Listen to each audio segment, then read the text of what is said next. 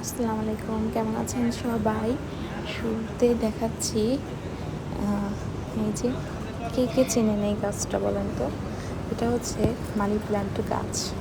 এটা কিন্তু রুমের ভেতরেও হয়, ডোর প্ল্যান্ট করে বোতলে পানি ভেতর করে দিলেও কিন্তু এই গাছগুলো সুন্দরভাবে হয়ে যায়।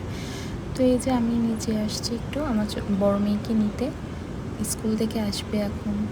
তো ভাবলাম যে একটু ভালো লাগছে, এখানে বসলে অনেক বাতাস আসে, খুবই ভালো লাগে এই পরিস্থিতিটা, মানে এই পরিবেশটা খুবই ভালো লাগে।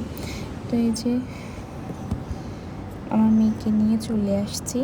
তো এখানে দাঁড়িয়ে একটু দেখছি যে এই দূরের এই বিল্ডিংটা দেখতে কিন্তু অসম্ভব সুন্দর দেখা যাচ্ছে।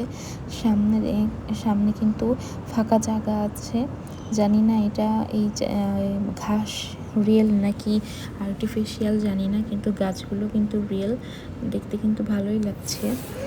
তো এই যে আজকে বাসায় আসার সময় ওদের বাবা একটু মিষ্টি নিয়ে আসছিল, গজা নিয়ে আসছিল, জিলাপি নিয়ে আসছিল।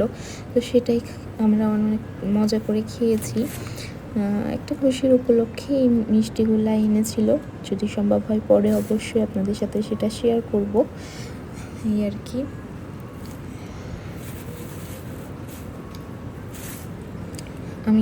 আমার কিন্তু বেশি মিষ্টি ভালো লাগে না, মিষ্টি খেলে মনে হয় যে দম আটকে আটকে আসছে।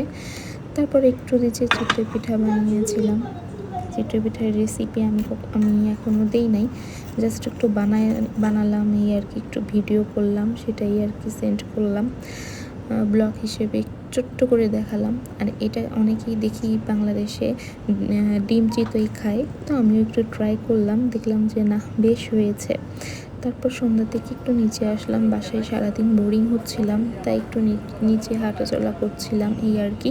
তো সবাইকে ওয়েলকাম জানাই আমার নেক্সট ব্লগের জন্য।